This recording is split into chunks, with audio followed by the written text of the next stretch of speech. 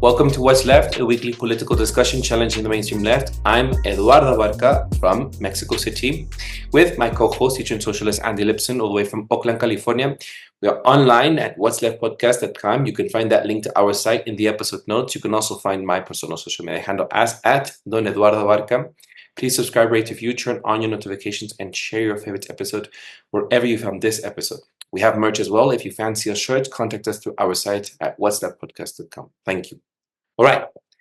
Today we're joined by Michael Hoffman, math teacher and revolutionary communist, former ISO member and comrade of Andrew. We're going to be discussing, having a discussion with Andy and Michael. So I'd like to hand it over to Andy and tell us why today's episode is special. Okay, well, first off, we're going to be talking about revolutionary organization. My thoughts about it, Michael's thoughts about it, possibly Eduardo's thoughts about it. People know that Eduardo for a long time had been saying, well, once the train gets going, I'll jump on it. I'm not sure if he's still there anymore, but that was his byline on that thing. But I've known Michael for quite some time. Mike, what do you think? More than 10 years, right? Yeah, 2003. Okay, that's 20 years. That's 21 years. Okay. And we met through the ISO, and I had already been a member of the ISO, International Socialist Organization. We're both pretty committed to that group, to that organization, and left at around the same time for some of the same reasons. Michael had always had questions about things about that I think would often be described as from an ultra left direction, which was excellent because I have become definitely, since leaving the ISO, all those ultra left instincts that were curbed being part of the organization have returned, and they were not squelched out of me, even though I probably tried to contain them with you, Michael, and say, hey, check yourself and go a little bit more in a reformist direction. But since leaving the ISO, I think, like me, he's been on a sort of a lonely journey to figure out what do you do, because we both still think capitalism is the problem.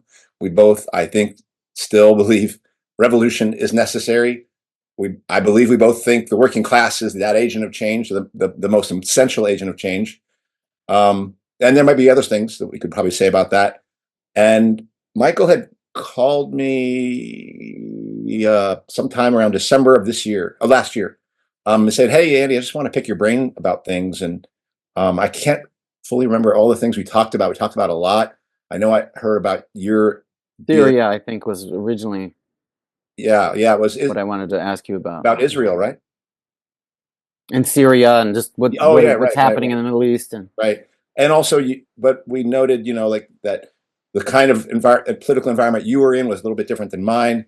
But really what came out of it was just the beginnings of a conversation, I think, about the idea of well, what do you think about revolutionary organization, Andy? And similar with Michael. And that's something that's been on my mind since the time we started What's Left. It's always on my mind.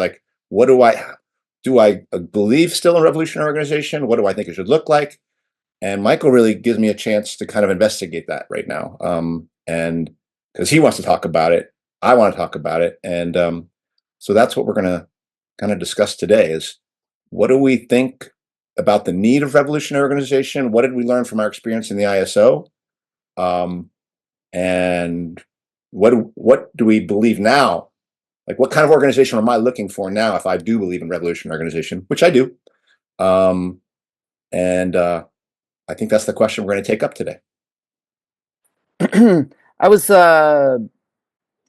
raised in a very post civil rights, all people are equal.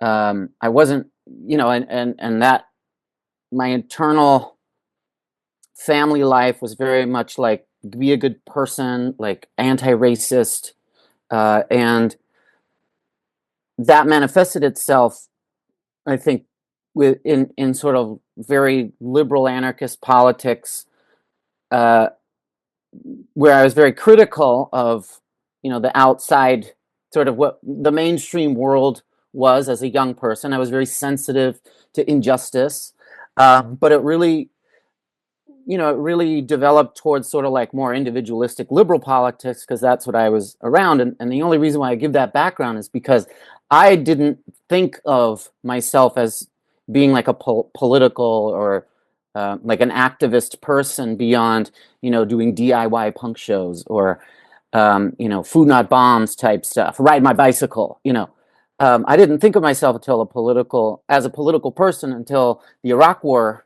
started, and it was so clear to me that there was, the vast majority of people did not want the U.S. to invade Iraq, and they invaded Iraq, and it really was. So that was like a radicalizing moment where I felt like, oh shit, I have to do something about this world. Like, I don't want to live in this world that's like this, and so my path towards becoming political really did hinge on then a set of ideals, which was like, it really wasn't until I understood the class argument that comes from Marxism. Doesn't come from Marx is one of the most famous people who kind of framed things as like, there's a conflict between two major classes here, and the development of capitalism pits these classes against each other, and so there's this systemic there's a systemic tendency to both crisis and also rebellion. And the history of rebellion was totally unknown to me. Like, I think one of the main reasons why we actually have to build consistent organization is that idea of the working class has to have a memory. That it wasn't until I understood, oh wow, actually regular people have fought back. Like, actually regular people have almost have been responsible for all of the major developments that we claim, like civil rights, labor rights, and that also there's a rich history in this country, in my ancestry, of rebellion, of people fighting for something else. So without having that idea that, oh wow, it's possible to fight back, and there's a social way to fight back, and it's not just this individualistic politics. I through sort of absorbing those political lessons, I became sort of motivated to act. And one of the things that happened was, I was playing music with this guy, Derek Wright. And I was a musician, right? And he taught a bunch of us to play Brazilian drums, and we were marching in the anti-war parades. In the anti-war parade, it was a parade for me. It was an anti-war march, anti-Iraq war, and suddenly, like, that was the first moment where I really felt like, oh, there's this feeling of collective power. And he started inviting me to these political events and these arguments about that it is possible for working class people to take things over and reorganize society, and that we also there's this bigger project. There's something that's coherent that you can become a part of. It made it all seem possible and made me highly motivated to work on it. Right? And so that's where I met Andy's when so it's funny to hear you say that I was ultra left. I think looking back, I'm kind of, I'm more like a middle class intellectual kid, and so if it didn't, I'm also like a scientific mind. I think like it has to fit together in this very kind of logical way in order for me to be convinced. Mm-hmm. And really seeing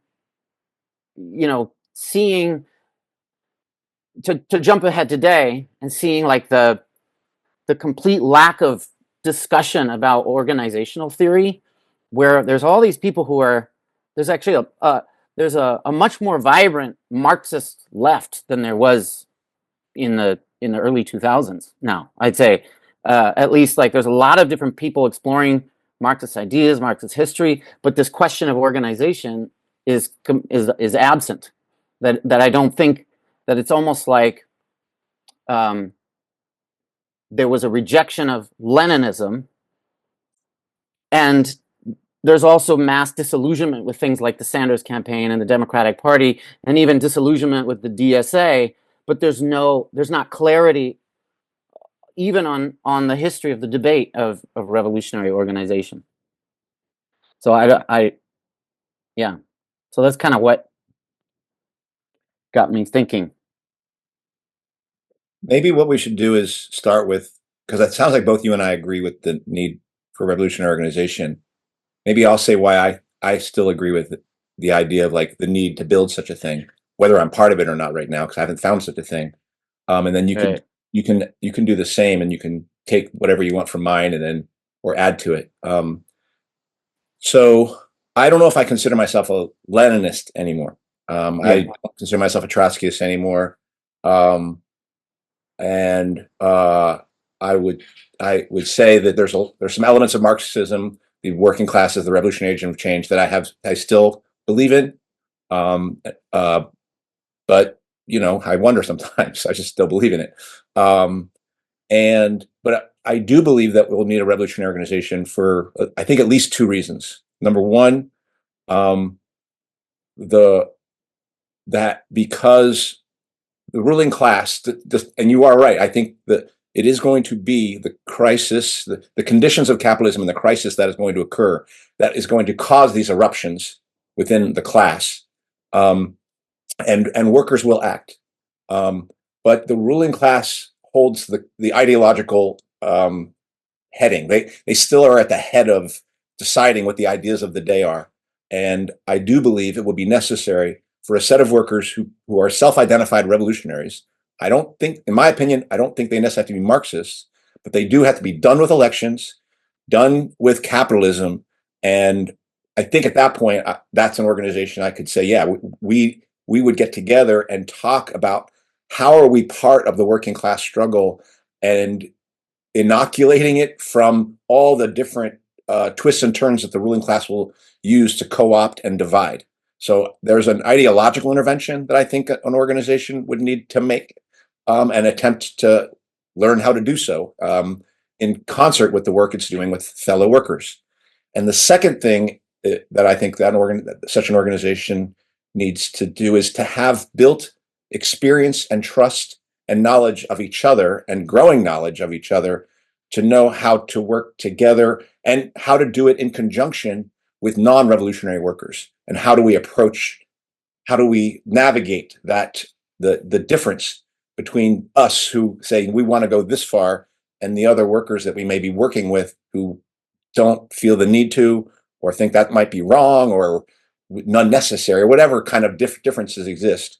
I believe that that grouping would need time to know how to work together and build trust within itself, and learn how to interact with the class, if you will, in a way that is both separate and integrated at the same time. So those are the two things.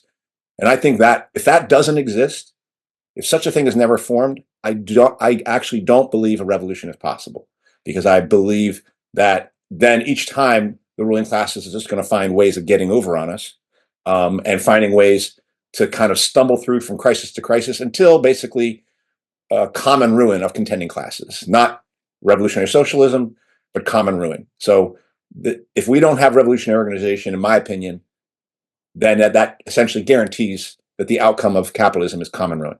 That's how I would put it.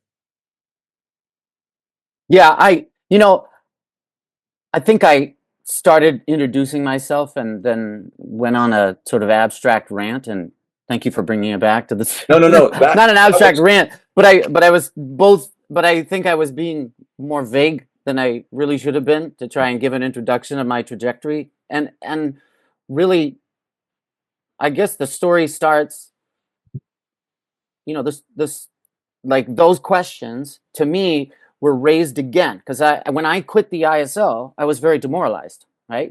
And why did I quit the ISO? The people who were the most who most seemed to reflect in their actions the ideas that we were articulating, which is that we have to build a revolutionary party rooted in the working class, and that looks like building a base in your workplace, building trust and building a layer of people around you.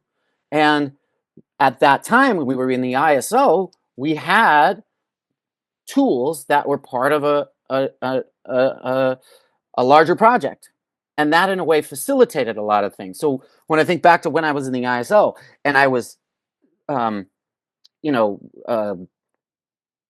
and I was doing revolutionary organizing, there was a structure there that was developing us politically. Like we had, like I just think back to all the study groups we had. We were constantly going out and trying out our ideas out on the street, just talking to random people, like selling the newspaper. That was the instrument.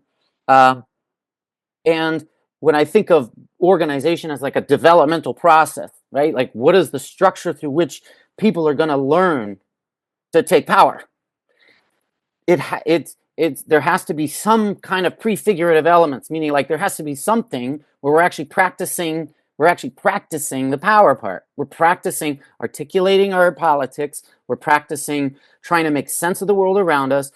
We are working together to try and have an influence on events. And I gave that up, right? I gave that up when I left the ISO. And one of the reasons that it came back was that in my work, I was like, okay, I give up on the revolution right now. Whatever.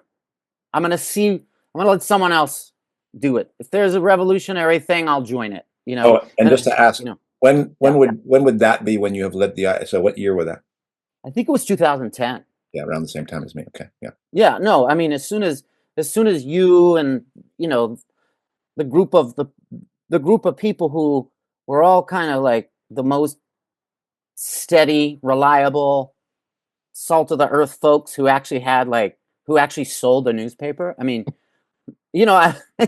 there's and this is something we should talk about, like building organization where there's clear entryways into and methods for developing into leadership. Like that was almost there. It was there for a while in our ISO experience, but then it got replaced by, do you agree with the perspectives that were coming down from the national leadership?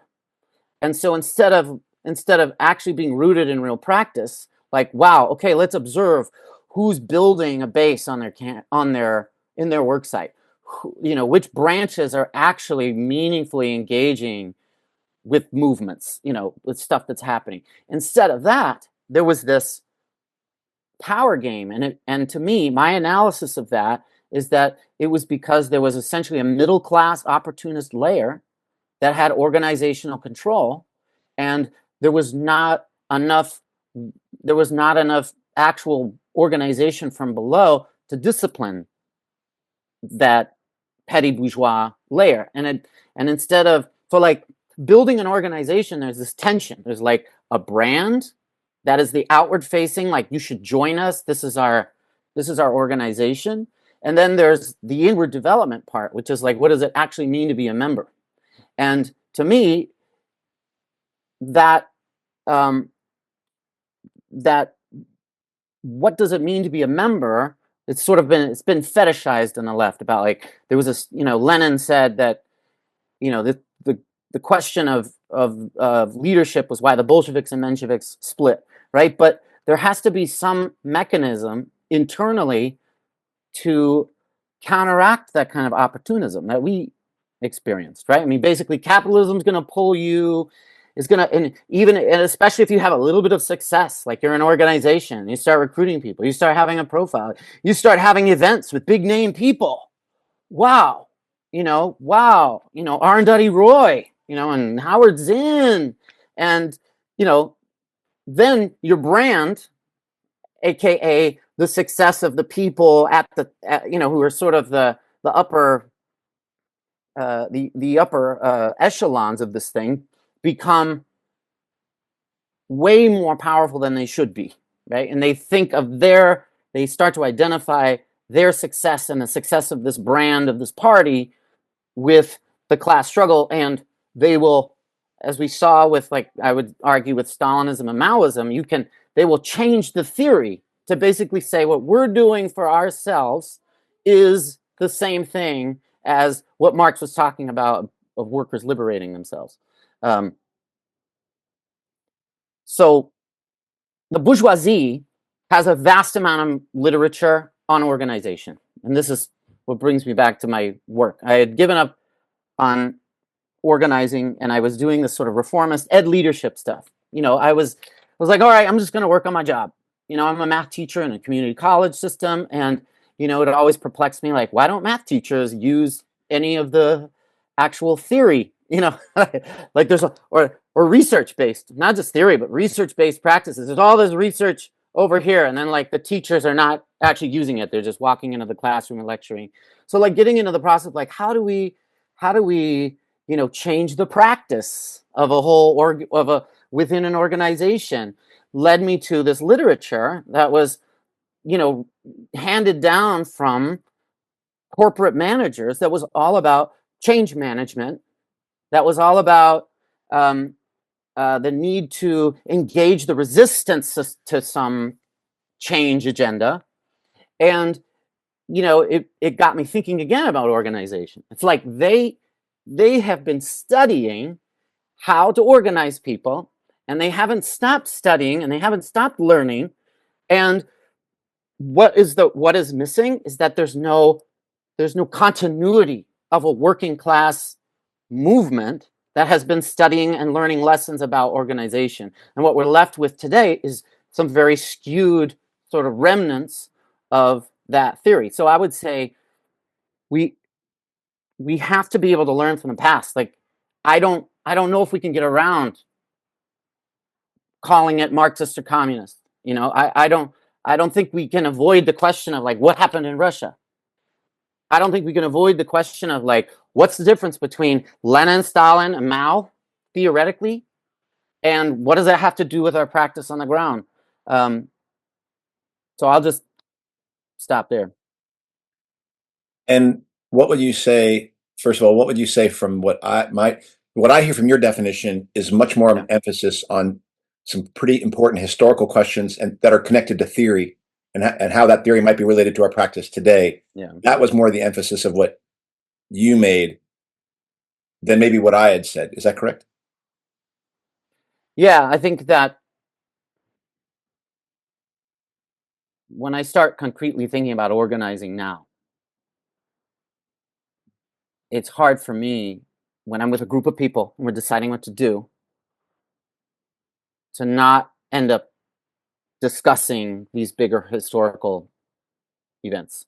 But to strip things back to very basic organizational components, we know a lot about like cognitive science, like how do humans learn, how do adults learn?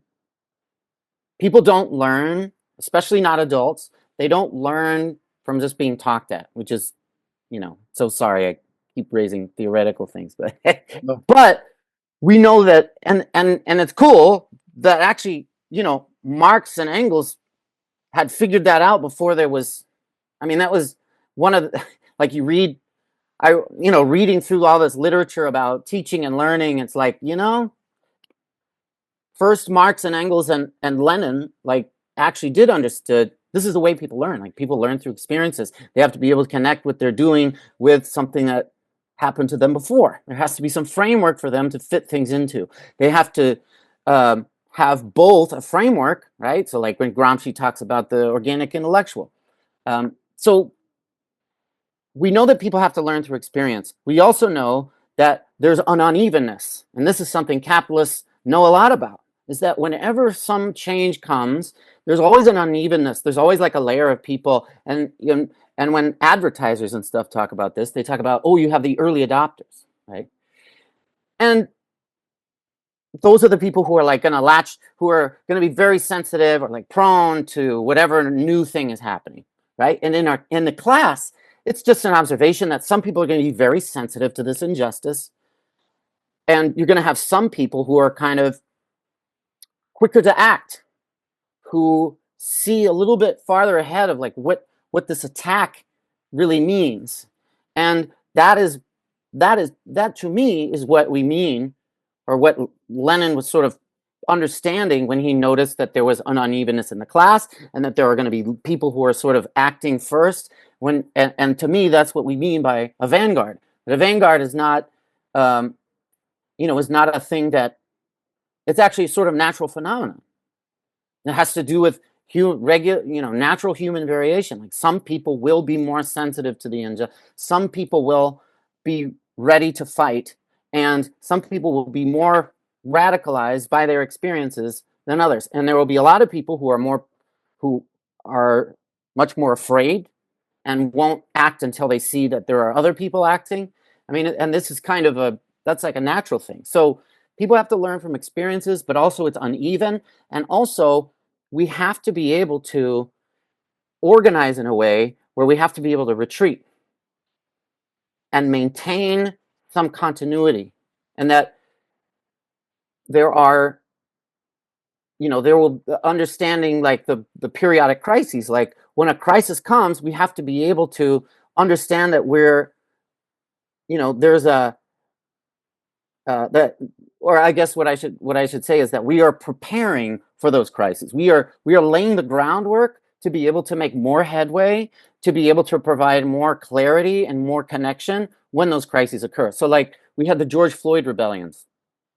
One of the biggest rebellions, I mean, in terms of like the number of people involved, right? And here you have people taking up guns. This is like Black Guns Matter. I mean, there were people marching on the monuments, arming themselves, widespread rebellion everywhere. That is exactly the kind of energy that has to be somehow connected to a vision for how it can actually solve the problems, right? So without some kind of revolutionary transformation, we will continue to have those kinds of crises. And if we don't have an organization that's able to kind of to weather the up and downs, to systematically develop leadership within the class, then we won't have a revolution. And I don't think it has to be called Marxist, but I also feel like those questions are kind of hard to avoid. But I do agree, like we need to have organization that is not so hierarchical that you don't like everyone in the organization should be being consciously developed essentially as a leader. And we have to have debate, so that we have to have a culture of debate internally and not this fake agreement that is everywhere. And yeah. So anyway. And I'll just say that, and I want to hear if Eduardo has a question or comment to make, but in the case of the George Floyd thing, my thoughts about that was that was not political, that was not very politically independent, that it was very much captured by the Democratic Party, led by that coterie, and an actual revolutionary organization would need to know how to navigate that. I didn't see any organization that knew how to do that. So, right. But the question of political independence is a key one as well. Those revolutionaries have to not, because I think I feel like opportunism, the opportunism that capitalism is always asking of revolutionaries in these advanced industrial countries, United States and Germany, is like the inverse of what the Bolsheviks experienced under autocracy. It's like it's just as dangerous and as much a potential death sentence to the revolutionary cause as comrades getting thrown in jail or killed or shut down. Is this constant pull from reform of saying, to be seduced towards a shortcut or towards something that falls less than what you want. And I don't think I've ever been, like, I don't know how that's going to get navigated, but I have never seen it navigated properly. The pull of reformism and opportunism in politics in the United States. So I'll just say that. Eduardo, is there anything you want to come in here? Because me and Michael, I'm sure, could continue to go. Why don't you respond, Michael, to what Andy had said first? Yeah, there was a while back when the Sanders campaign was at its height, and then all these people on the left, and this is right around the time when the ISO collapsed and everyone was renouncing Leninism. There's never going to be an insurrection. We're going to have to do it, basically through this broad-based kind of ballot box, right? And then, just a few short years later, there was, I think that politically, the George Floyd rebellions, of course, were captured, right? But I think that it's important to notice that there was stuff that was happening that people were openly disobeying. I mean, this was during, right? It's that the rebellion is when people are like openly disobeying the laws. They are disobeying what's being pushed upon them, and the speed with which it was co-opted reflects to me the complete lack of revolutionary organization, right? So I'm with you that it was completely captured. And it's sort of like, if we actually think about outcomes, I mean, even if you just compare the way things are now to like even like during the civil rights movement, you used to have organizations that had a specific goal, and they would organize for an actual specific goal. And they'd say, like, we want to win this right, or, we need to end segregation. We need to win. I mean, even going back, even within union struggles or economic struggles, like, we need to win this very specific economic demand.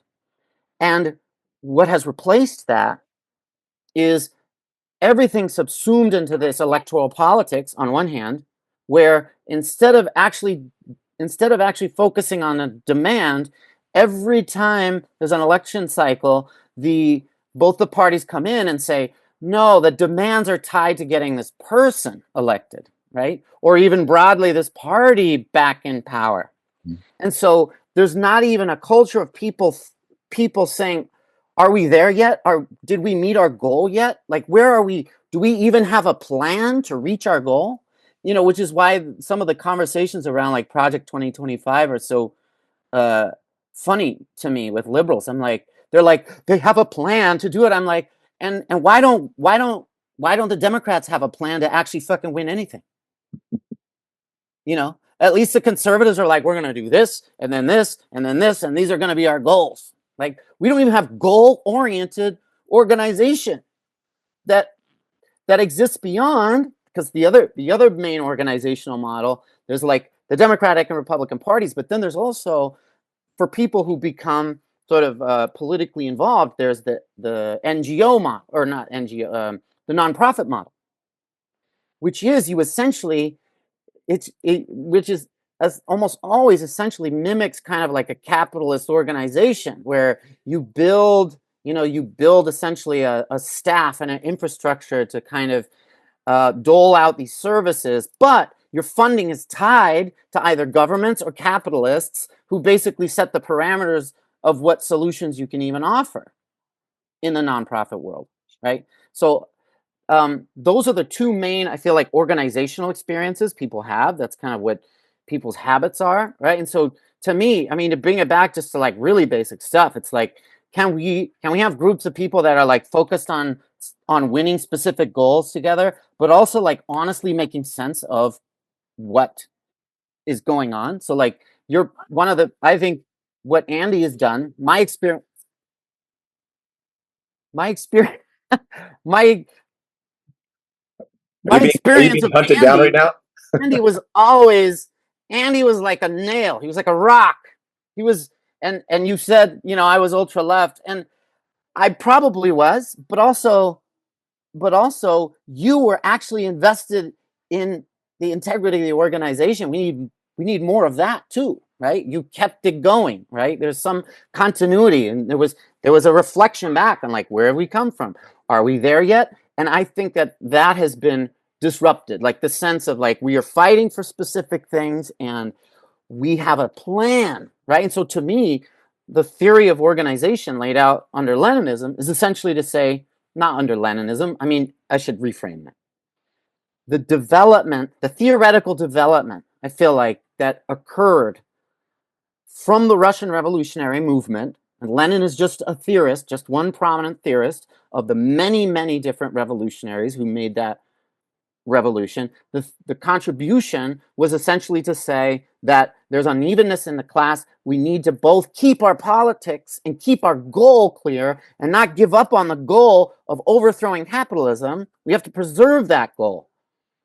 And we have to try and relate to the whole working class, because only the vast majority of the working class can get there. And there's an inherent tension between those things. There's an inherent tension between having a very specific goal and needing to develop a mass participation towards that goal. And I feel like Lenin at least observed some things that really are true, that really will be reflected in anything that's going to be successful. And even all that civil rights stuff, even in the civil rights movement we were talking about, people don't know that the CIO, which was a lot of communists, the CIO organizing in the 20s and 30s, they're the ones who coined the slogan, separate is not equal. Separate is not equal came from essentially Leninists involved in building the labor movement at that time, realizing that this was a divide in the class, and organizing workers to make one of the largest gains that has occurred for the working class in the 20th century, which was the founding of the CIO, the organizing of the most the lowest paid workers.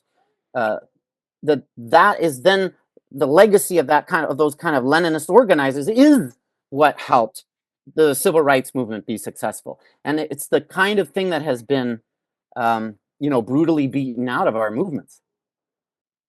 Both you and Andy were attracted to the ISO then, and you decided to leave. I'm wondering, yeah, both you and Andy, you left afterwards.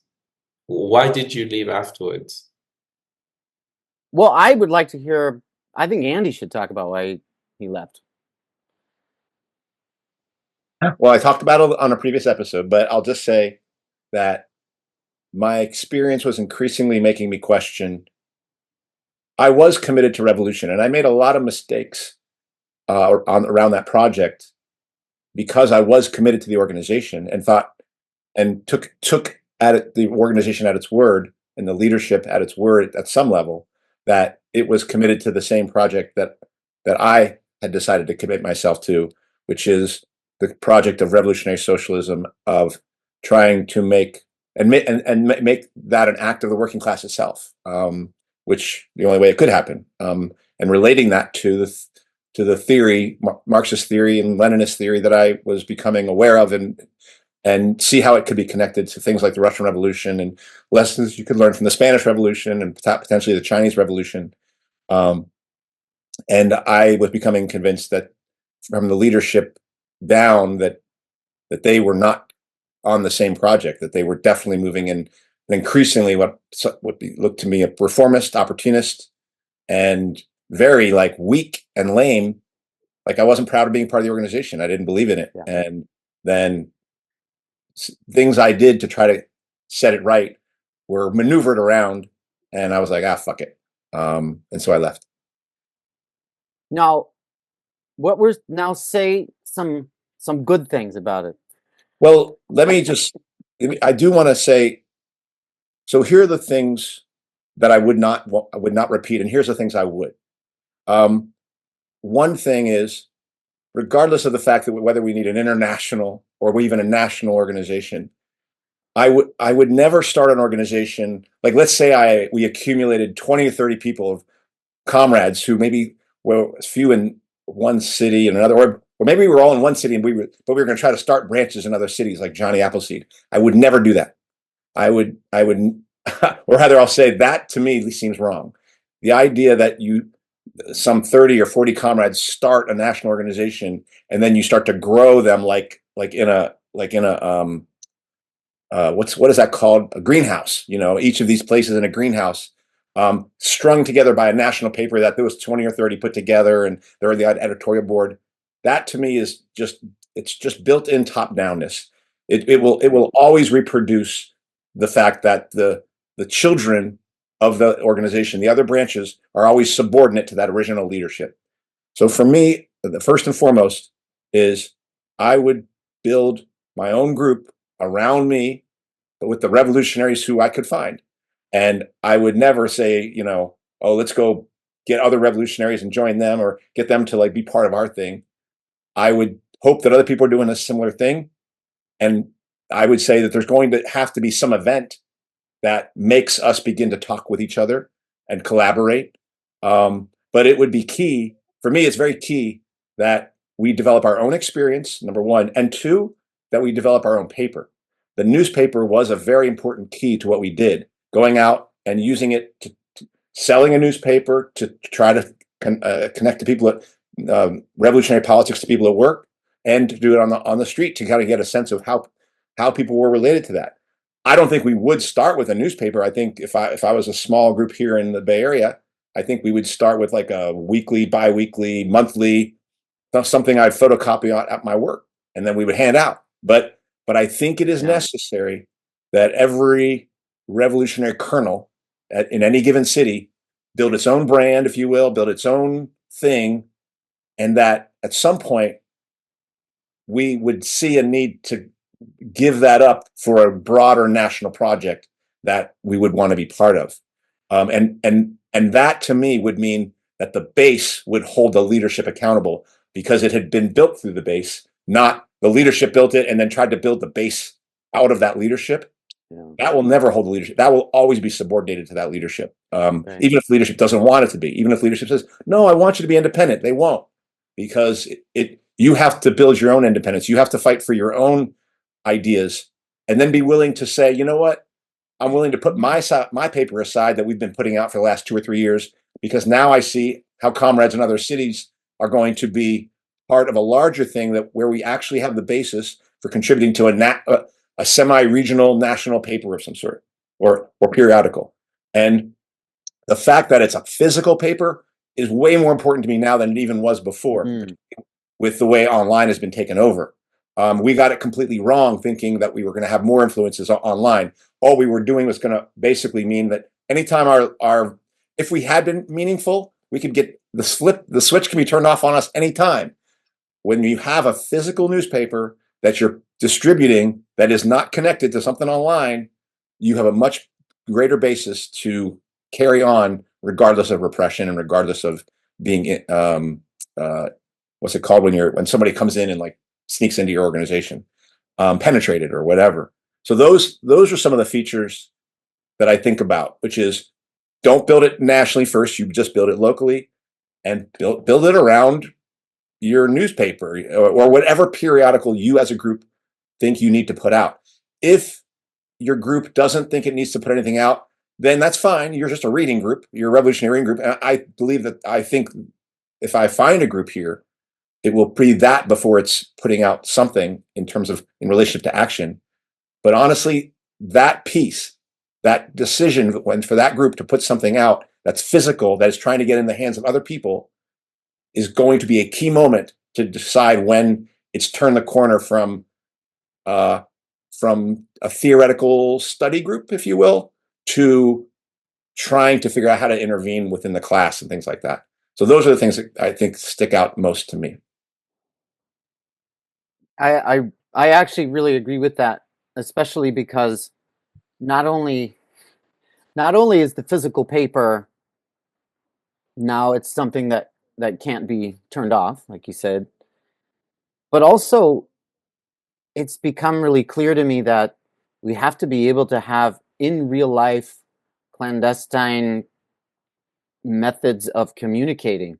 Like we actually have to be able to do things without the internet. We also have to be able to do things in ways that the authorities can't necessarily penetrate. And so that was another part of when people were talking about rejecting Leninism and, basically we don't need an underground practice. I'm like, there has to be an underground. Like the level of repression against anyone organizing or speaking up is now much more sophisticated, and it hasn't erased that need. So the scaffolding of the party, where you're like, okay, we're going to practice actually creating this paper, we're going to practice actually distributing this paper, that kind of developmental aspect, like there have to be very concrete things we know we actually need to practice every week, every month, which involves getting something from one place to the other, and involves systematically talking to everyone who you can. That involves a very continuous organizing. That those features are like things that are really important. I guess what you just said also about not starting nationally, and then like if it starts nationally with a small group, that I agree with that, but I have questions about it. I agree with it because obviously there's never going to be real accountability from the base to the leadership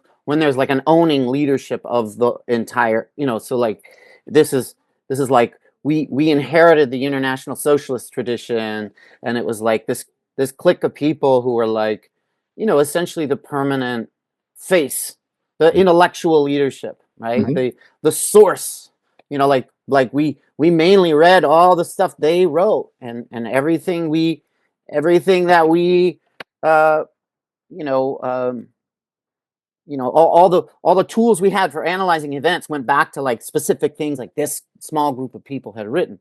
That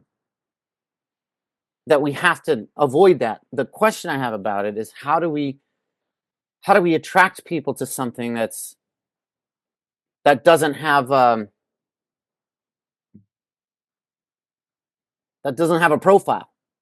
How do we attract, like I still feel this need. Like it was the other day, or when the genocide started, it was like I felt like there was a moment where, had you been revolutionary organizations with a large presence saying join the socialists, like we need to build this, and here is our project you can be a part of, like that would have been an effective, you could have grown in that time.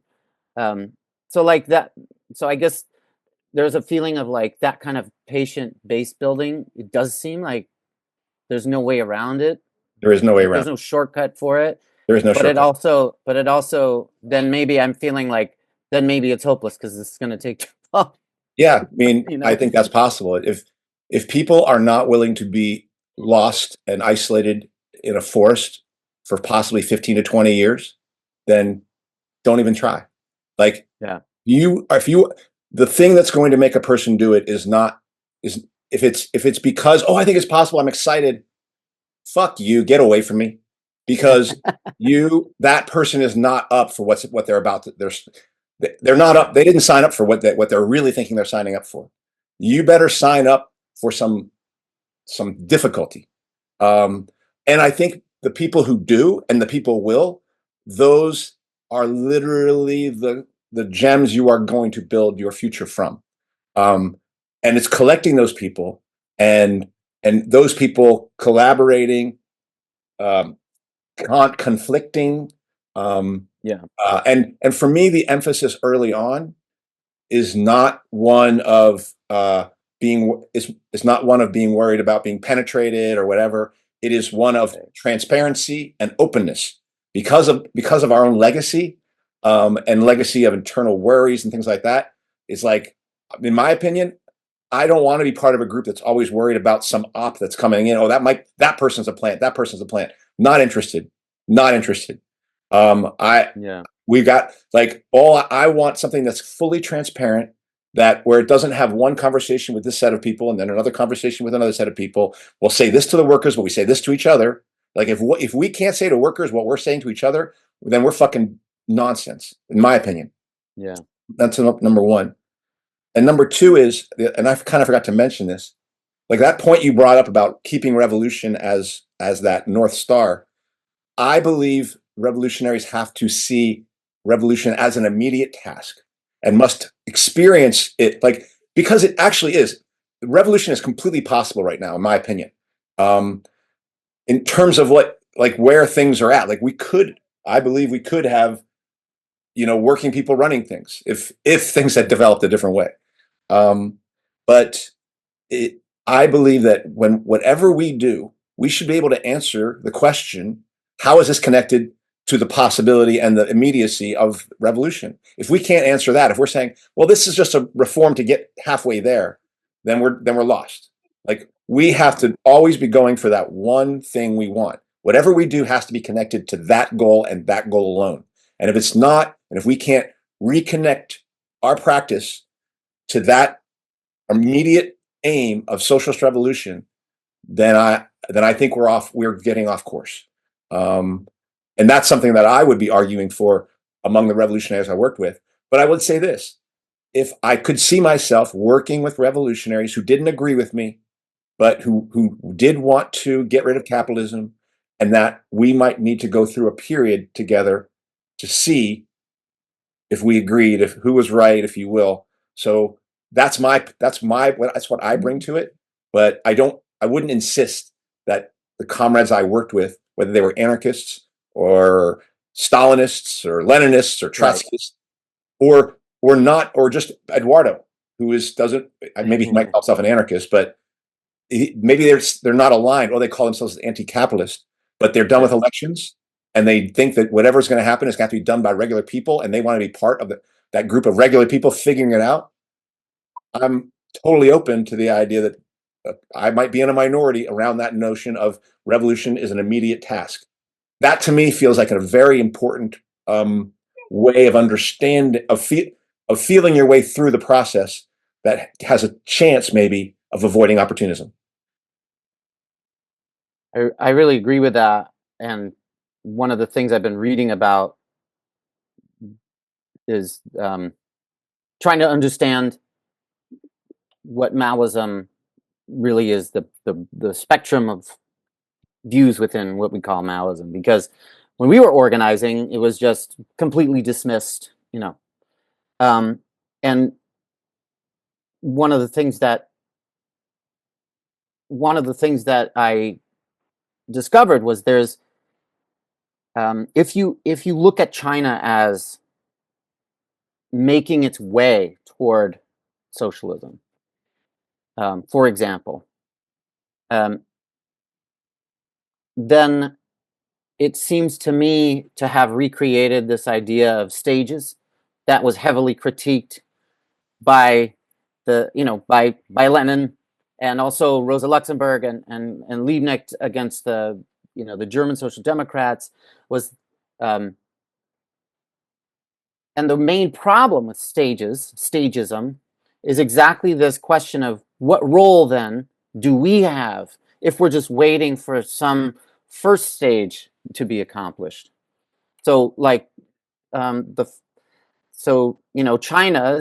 Chinese Communist Party will say that we're on the long road to socialism. We are, and people are very excited, like they're just gonna, like, China is just watching the US empire fall. And in a way, they're not wrong. I mean, in terms of like the level of violence that China brings compared to what China is not the main perpetrator of violence in the world right now. I mean, right. But if that's our model, that there's going to be this, that we need China essentially to win against the US before there can be socialism, then we are just passive observers, right? And so if there's this organizational idea about what a communist party is for, that also then has a politics of like, well, we're just supposed to wait, we're just supposed to support them, we're just supposed to have the right line to support the first stage, and so I agree that it has to be immediate, and it has to be constantly tied to the end goal. That I really have felt like that, and I'm trying to express like the politics of stages, whether it be in China or in Russian social democracy or German social democracy, or even in like the DSA, of like, first we're going to have a broad first we're going to have a broad tent that wins some elections, and then people are going to come out and fight for those gains. Like that doesn't act. That's not a politics that actually puts the working class self activity at the center. Correct. Then you don't. Then we're just waiting around for something. It is in fact top down. You are in fact saying, I know where you need to go. I just need to figure out how to direct you there, and I know better than you. And both the Democratic Socialist, the DSA model is top down, but even that stagist model is ultimately top down. That said, a person who will be probably on our show in a few weeks, Tom Moore, doesn't agree with our take on Syria, but he's a wonderful theoretician, Right. and like he's a person. If he was in my city, I would organize with him. Like if he wanted to do that, and I certainly would theorize with him. I would certainly, even though we have those differences. So currently, I just accept all these kind of different points of view but he's a committed revolutionary. Like he's written some great things, even if I don't always agree with his take and his conclusions, that are really thoughtful. And I'm like, that's a person who I want to be talking with, I think we would have called him a Stalinist back in the day. It's true. I've been talking about that stuff a lot, but I also have been, like, in my experience, there's also been, there's not the same baggage as there was before. Like what those categories mean to people who are kind of, being radicalized in this, this crazy period of time. Like there's not the same baggage, but for me, I need to figure out, what those politics means, and maybe that's, maybe that's holding me back. Maybe that's a problem. Maybe I was trained to be sectarian and overly theoretical, or what I need to come back to is those questions of practice. And because it's also true that in organizational spaces, I like to figure out those ideas, but the more important priority is like, what are we going to do and what are we going to learn from it together, right? So like you were saying about the openness, that is to me public learning, right? So like public group learning, that is, we need to, like, that is the thing that we need to build, is basically public group learning about how do we have an impact on events, how do we actually have an impact, play a leadership role in our world as workers, as in as horizontal a way as possible, because hierarchies are, in this, I went back and read a lot of like the old libertarian stuff. Libertarianism was the original communist anarchism. So the libertarianism was co-opted by the right in the United States, but the idea of liberty, right, as adapted from, the much older form of radical politics, really was like, we can only be really free through our own collective liberation. But my experience and the experience of many people in terms of their image of what communist socialist organization is anti-liberal, right? Is authoritarian, right? And so that's like a baggage. That's there's a lot of baggage, and there's also those practices that I thought, at first I thought the International Socialists had sort of overcome them, right? Because we had this critique of Stalinism, we also had a critique of Trotskyism, but there was still an authoritarianism that meant that below a certain level, people were supposed to turn their brains off. Right? Like you're not okay, these are the perspectives. Like we would literally get these papers and like, this is our perspective, which is essentially trying to lay out like a sort of predictive model of what like the trajectory of things is. And that is a top-down practice. And there actually are other habits, there are other practices that we could develop organizationally that like are actually harvest collective experiences for everyone to see, like actually bottom up. But it looks much more like debate. It looks much more like, I think this and I think this, and we don't agree, but we can focus on understanding those disagreements, not as like, oh, and then now we're gonna have to split because we disagree, right? Do those disagreements actually start to paint a more rich picture?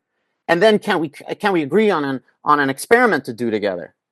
You know, that's kind of the model that I think would actually move the class forward, groups of people forward, and that's all sort of connected to learning theory and not just political history and Marxist theory, but also like just the way humans learn. And you can experience the way that that's constantly interrupted by the electoral politics. It's constantly interrupted by the the media mind fucks. Everybody's suddenly very afraid of this or that, or and the real repression people face.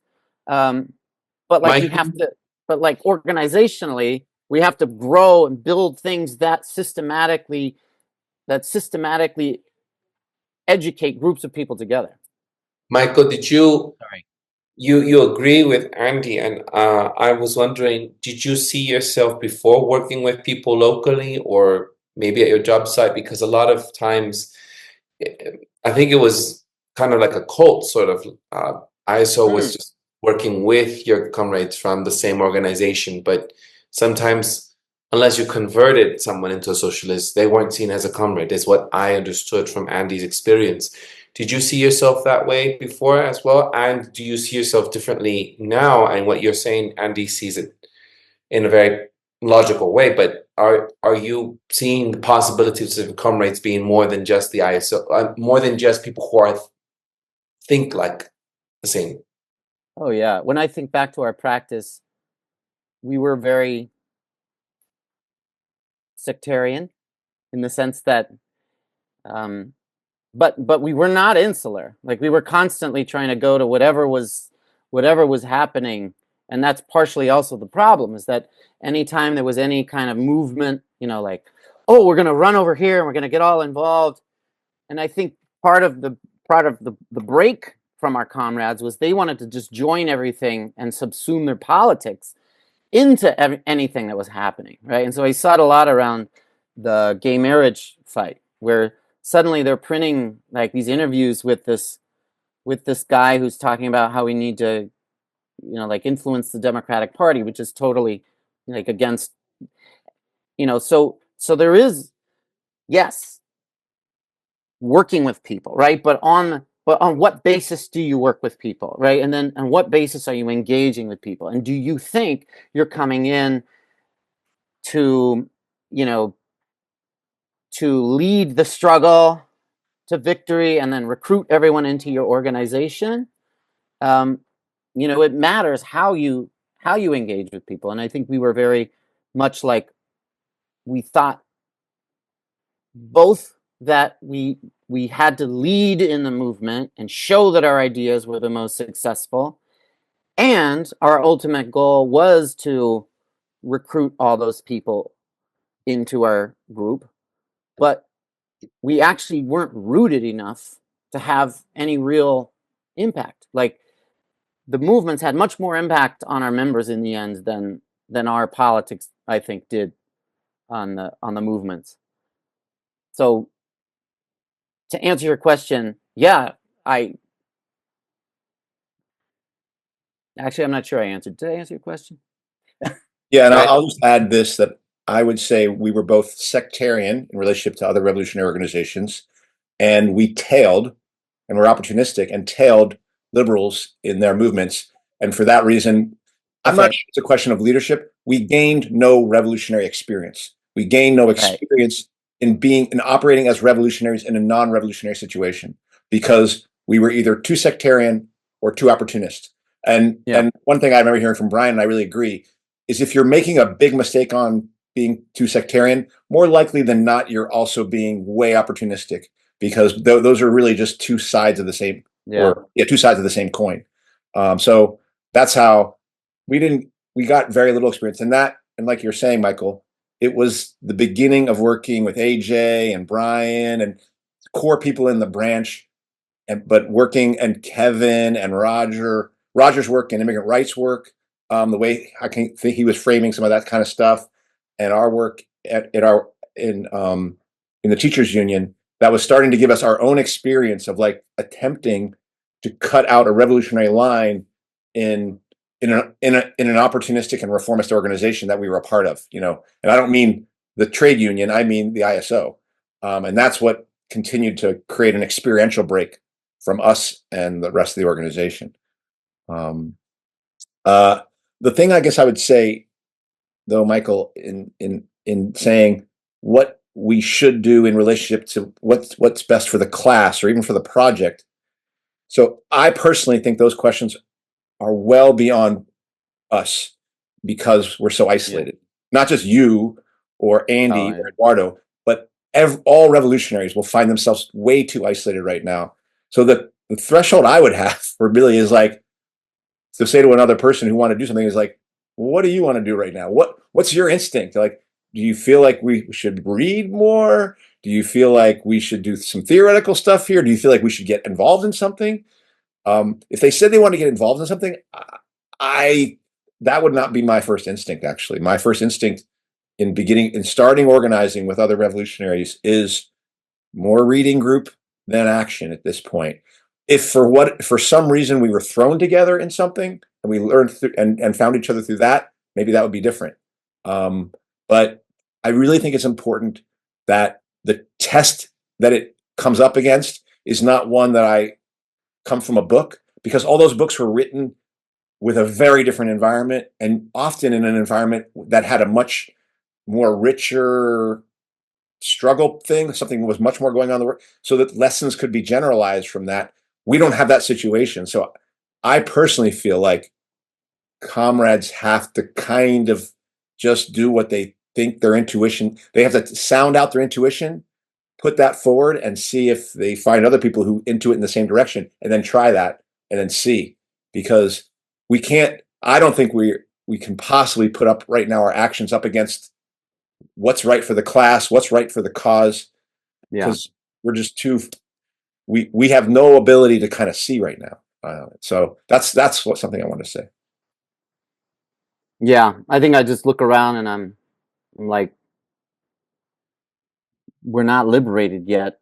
I don't even see people, like, are we talking about, like, who's actually talking about ending capitalism? But Right? Like, I mean, like, so I basically here's one thing my that's point is important. like, it's hard. I agree with you. And I also feel like I feel compelled that I feel like it's my contribution to relate our problems to systemic issues. Yes, because but that's a history that's sort of cut off from but people. I'm just going to do a thought experiment here. That Yeah. let's say you, me, and Eduardo, who are all anti-capitalists, and we had agreed that okay, yeah, this is enough of a threshold. We all have said we wanted to be a group. Like let's do something together. The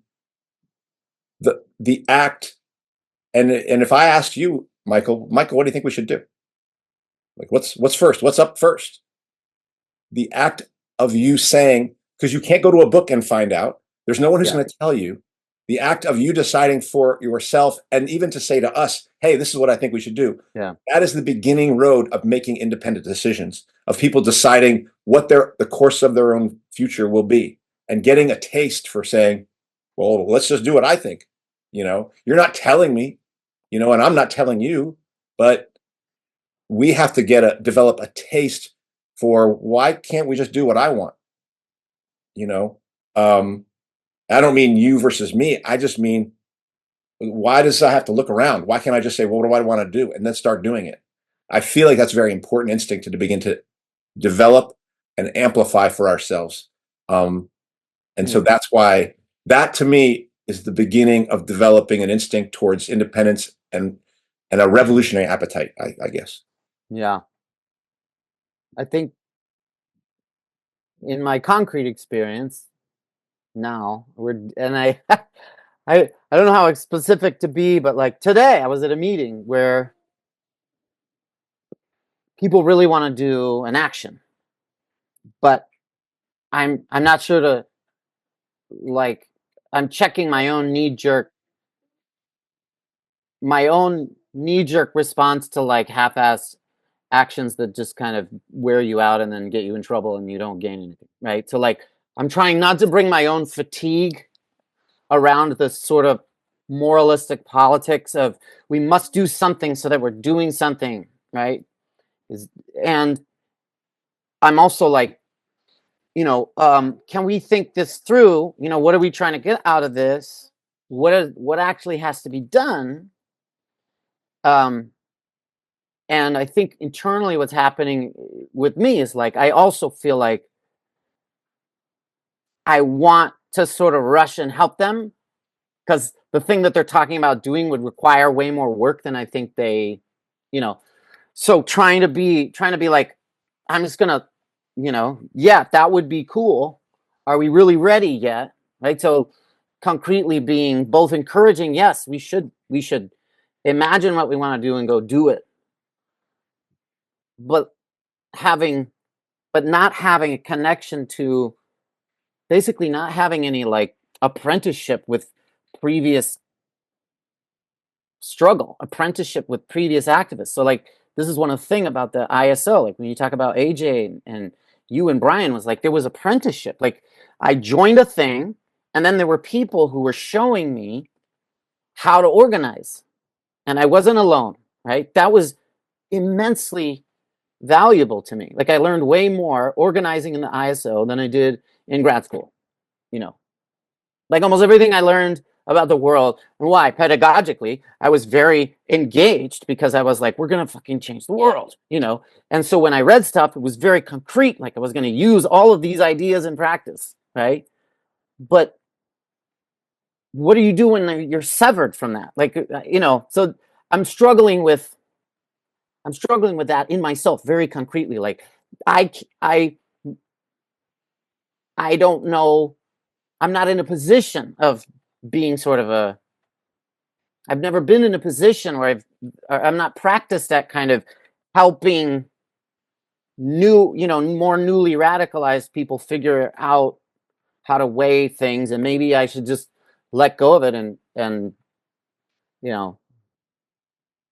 So anyway, I'm with you that I'm much more like we just need to educate people and see where not educate. Sorry, we need to do education together, right? Like actually study. Like we should know what we're talking about, and we should have some sense of history. And when we do things, we should understand why we're doing it and think through what it takes to make it do the thing we want it to do, and then be prepared to reflect. But I think that I just wish there was more people with some experience around. I mean, I think that's my. I wish we had some more structure with more experience that was actually rooted in practice that had been successful in the past. I don't know if that makes. I don't think we have that. I mean, no, I know. Like I don't think any of us. I think I'm lamenting it.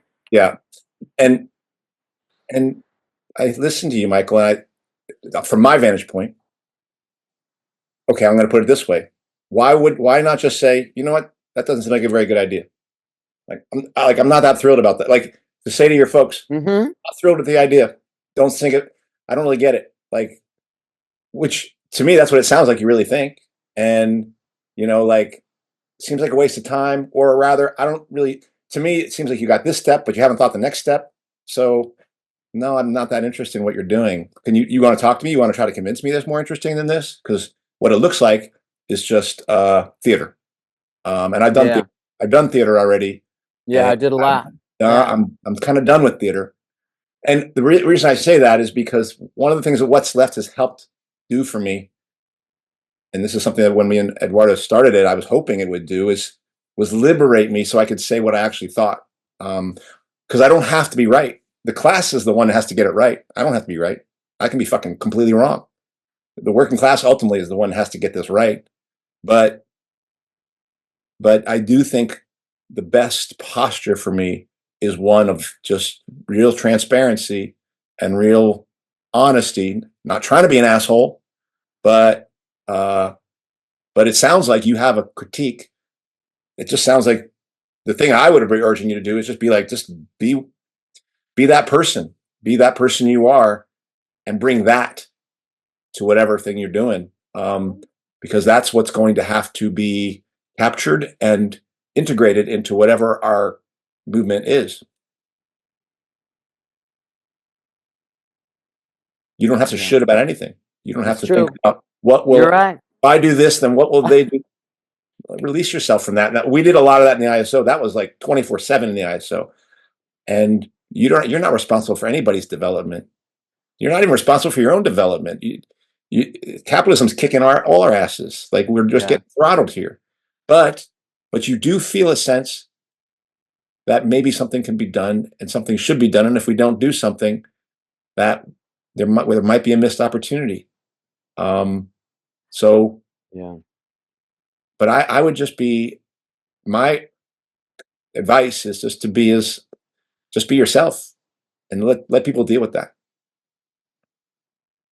I I like that advice. But I feel like it's easier said. Yes, Yeah. but I actually I want to know, Eduardo, do you have experience with revolutionary organizations and like what is your view of like party building or like I mean there's all these different perceptions of what and there's different tendencies, right? There's actually different experiences of revolutionary organizing and I just want to know I would love to hear your take. Like what did you think about the people selling the socialist newspapers when you saw them back in the day? And are there kind of really inspiring forms of revolutionary organization that you are following or that influence you? Well, I think in summary, I'll try to be brief. My experience has been through the activism in 2003, the anti-war movement, and seeing them be the organizing efforts I saw were how to get people out onto the streets. And students did walkouts, and I was a part of those walkouts. That was very enlightening for me. That was uh, the organizing of that in SF. And then, the liberal politics of SF and campaigns, and I thought that was what I was supposed to do. But it wasn't, it was short-lived. It was just to get, as you said, candidates, elected. So then that's my experience there. And then suddenly I go to France and I see working groups.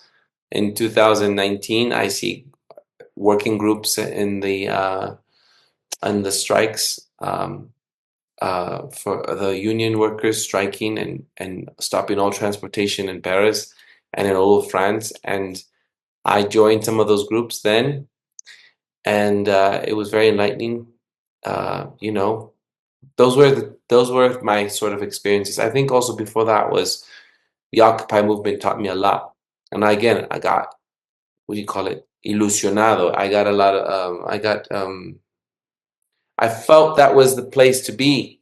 There were working groups there, and people were taking over streets and occupying wherever I was. I even occupied Syngenta. That was a GMO place, a company that does GMOs.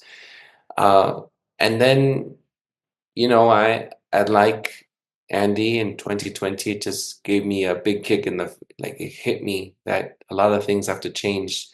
You can't depend on these organizing efforts run by a group of people who have a vision to get you to vote or to get you to change politics or to try, it has to come down from working folk. Andy and I organized in trying to reopen schools during 2020, and I've used those moments and those times of thinking about people differently, working class people, regular, non-educated people don't know anything about Lenin or Stalin, or they don't even know who is Trotsky or what's going on with Russia and who are the Bolsheviks, and they just want to reopen schools and using the fundamentals of demands and people power and getting us on the streets, or a few of us, the ones who tried, seeing the differences between those who just were performers and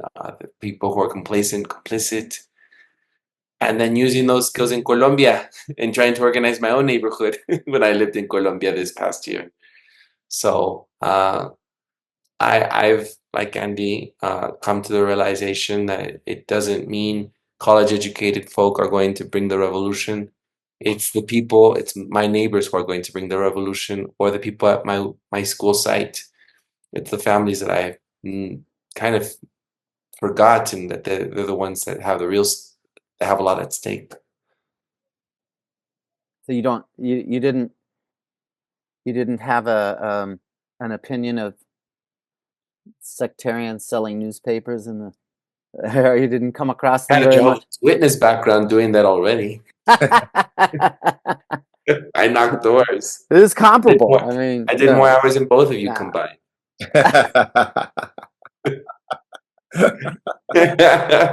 I gave speeches. I read the Bible. No, I did do some organizing efforts with political activities. And I didn't, one thing I did like about going to different socialist groups, because I did go to the PSL, Party for Socialism and Liberation.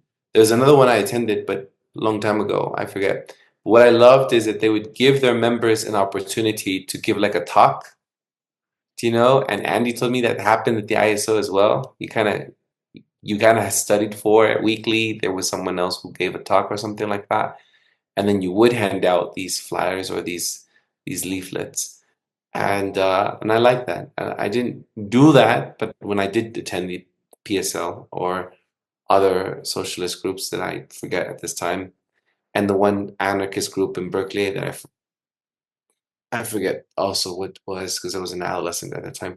Uh, I didn't do any of that, but I thought that was very interesting, very, very cool, because it makes you kind of study hard, like you really have to do some reading.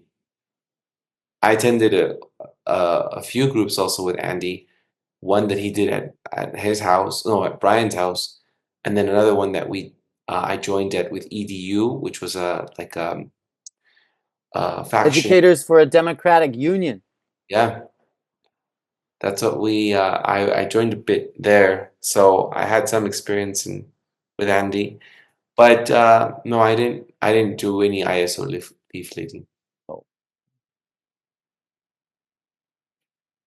Uh, Yeah, the kind of the systematic education of all the members was I felt like it was an important structure, like learning That was how to run a indoctrination. meeting. Everyone take turns chairing, running a meeting. Everyone take turns, so like collective decision making. So like running a meeting.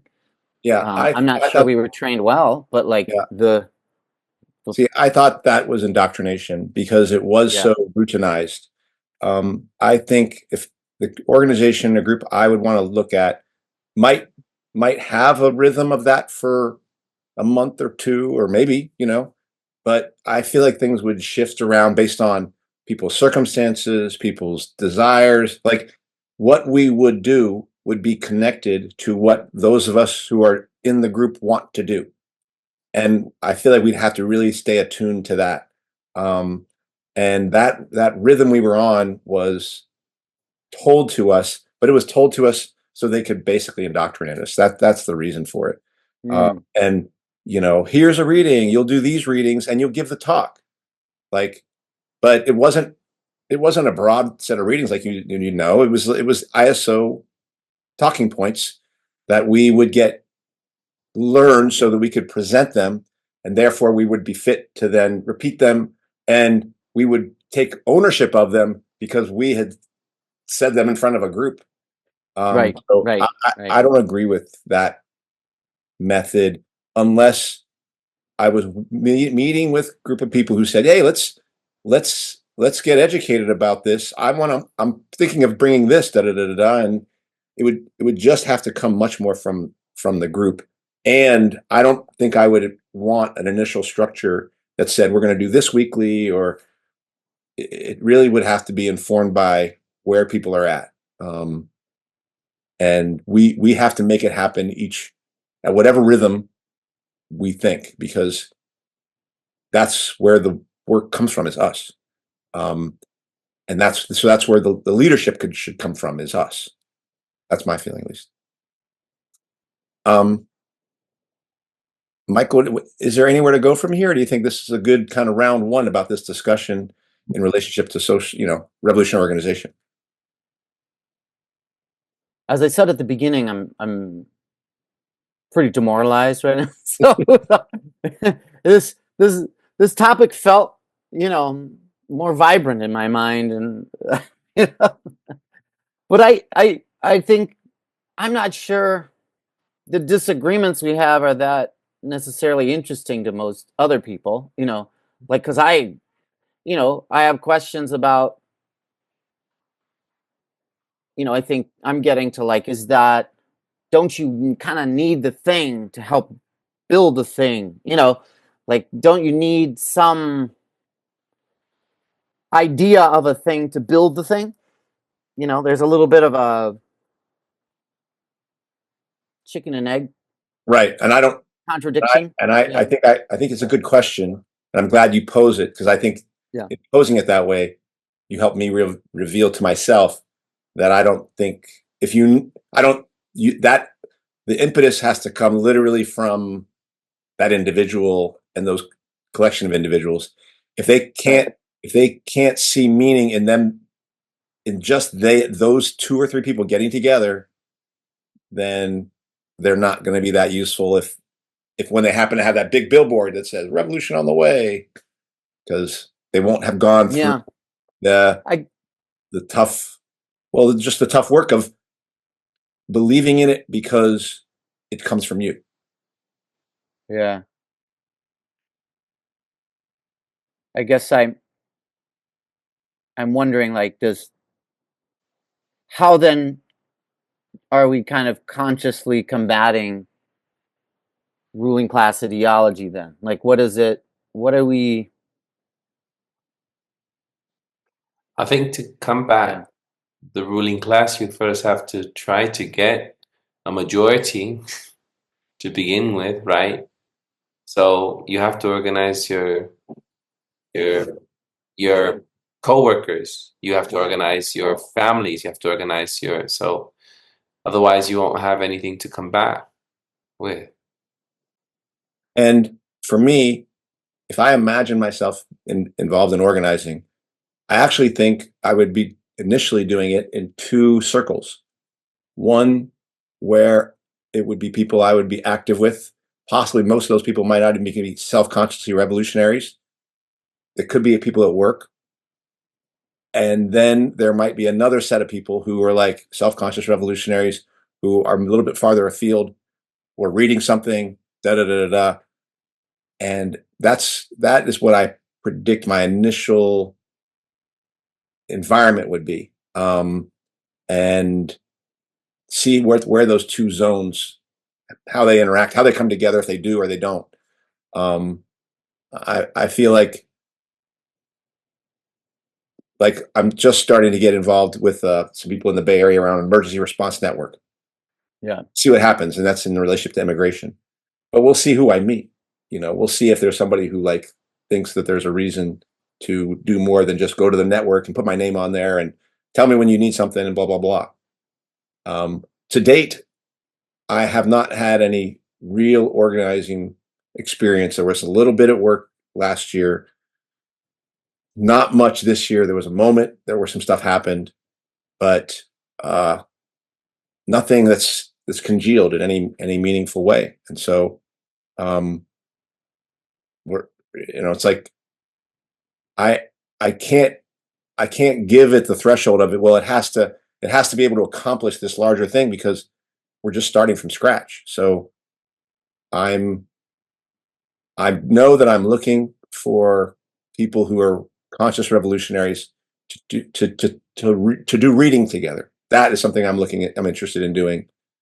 And I would welcome a chance to organize with people who had a bottom up approach to organizing and see where that took me in terms of my own experience, and then discussions with them. And that's where I see myself right now. I'm beginning to say hello to every one of my neighbors on this busy street. That's where I'm beginning. I've just moved to this neighborhood, and no one talks to each other. And I know now, in a short time, in a month, I now know about 15 people, and by name. And I'm hoping now the next step is to try to organize a group and see what the local need is. What do they want? And then from there, try to organize them to get that instead of them begging the government or asking police or seeking help from others, but rather finding the power that they have for themselves to be able to do it themselves. I tried Yeah. doing that in Colombia. Unfortunately, I didn't stay there as long as I did, and I didn't see it through because we were organizing in different neighborhoods. But Andy knows some of that. I've shared with Andy. But if I had stayed longer, I would have been continuing that work I did in Colombia. Yeah. So I'm trying to do that now here in Mexico. And when I was in SF, I at my nephew's school. So it's yeah. And I think what Eduardo's doing is different than what I'm doing. And then every once in a while, we're going to talk about, does anything produce anything? Because I would say, Yeah. Michael, you would possibly doing a third thing. And you might be part of that conversation of like, well, what approach did you take? Because honestly, Yeah. all of us are guessing. Yeah. And the context is very important and specific in a sense. Like, I think I'm still on a campus, I'm still on a college campus. And that's the majority of my organizing experience has been on a college campus. And so I think I easily fall back into sort of idealism so that Well, I'm not yeah. faking I mean, agreement. Anyway, Eduardo talks about sorry. What's Left as a workshop. And I invite you to think of it as a place like that for you. I would invite you to not worry about whether you think our audience is interested in this conversation. I'm interested in this conversation. I don't know if Eduardo's interested in it, but I'm interested in it. And I am. and so in future weeks or months or what have you, if there's stuff that you're like, I want to talk with Andy and Eduardo about this, I ask you to just check in with us and be like, this is something I want to talk about. That's so cool. That's great. I appreciate that. Well, We can share our own struggles as well. yeah. Maybe. And let me be explicit. It's like you're not in Oakland, but you're in the Bay Area. Eduardo's in Mexico, but someday he may be in the Bay Area. I don't know where any of this leads, but we've just been talking about how could people who were revolutionaries get together. Well, they may have to share some of their ideas together every once in a while. I have a lot to share myself. Yep. The struggle of my struggles look differently from your struggles. There, I have a Palestinian flag that I'm the only one on this. I'm on a main street where there are a lot of businesses. It's not a residential neighborhood. It's a very main street, so there's a lot of businesses that you have to have these. They put a lot of their publicity or their signs, and I have a Palestinian flag, and people ask me about it, and I bring it back to us because Mexico is one of the first, one of the top buyers of Pegasus spyware, and Israel. So I tie it to that, and I'm trying to own the business owners here and neighbors don't know each other very well, and such a short time, I walk up and down the street, and I already know everyone. Keep saying hi to every single one of them because they see me on the storefront, and I'm hoping that I could connect them and see maybe what some of the issues here are. I already identify some of the issues here: police brutality, immigration. There's so many immigrants here, and Mexicans see themselves differently from Colombians, Venezuelans, and Hondureños, And so if they do retaliate towards an immigrant, what are we Mexicans doing to support them because they're part of our community? And then also health-wise, but a lot of people want things that are healthier here. But there's a lot of unregulation around what chemicals are in the next municipality where there's a lot of factory farming. So anyhow, so these are things that I see are for this neighborhood, the issues that are here. Yeah. Paying attention to what's motivating people to what calls to them, organize, and then from there, we take over this neighborhood and then maybe take over the city and then take over a state. Well, those are all my idealistic views, my vision, right? inshallah. Hopefully. Right. Yeah. So, I think this was important conversation, and maybe I'll just say it instead of saying that I don't care how people hear it. I'll say it this way. I think this is the most important conversation people can have because they're talking with each other about the possibility of, can we change the world or not? So everyone has to be having this conversation. That sounds like a good place to end this episode. I want to thank you for creating and continuing to have this space for developing a shared narrative. I mean, that's part of it too. Like What's Left has, you just by keeping this going, I think you've done, a great organizing service. Yeah.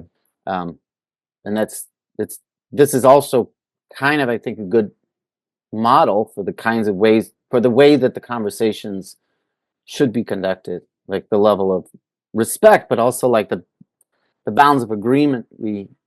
You have disagreement, but you also are you have built towards a lot of shared understanding of things. Yeah. Thank you. That's really important. Yeah. So I do hope you take me up on this invitation. I know you're not just working, you're a dad and a husband. So those are things that keep a person busy, but think about it. And if there's something else you're like, hey, I want to talk with Andy and Eduardo about this, just send me an email or a text. And I think within a week or 2 weeks, that's what we'll do. Thanks, Andy. Thanks a lot. Yep. And Eduardo, I really appreciate all your work. I now am a faithful listener. The DI episode was excellent. My partner. All right. Hold on just a second. Stay with us as I'm trying to conclude here. Give me about less than 2 minutes, yeah? Oh. All right. That does it for this week's episode. What's Left is a weekly political podcast / channel challenging the mainstream left. We post information about our topics and our guests on the episode notes where we found this episode on our blog at Whatsleftpodcast.com. You can find past episodes to this podcast / channel there and connect with us. I remind folks, if you fancy anything you've heard here, please subscribe, rate, review, turn on your notifications to any of our platforms on the Spotify, iTunes Podcast, BitChute, Odyssey, YouTube, Rumble, or Telegram. You can find our blog and any of those links in the episode notes wherever you found this episode. If you would like to give us feedback about something you've heard or suggest something for us to cover, contact us through our blog. I'm Eduardo Barca with co-host Andy Lipson, and thank you very much for joining us, Michael Hoffman. We'll hope you join us again, and thank you all for listening. Have a nice listen to all of this. Ciao. Yeah.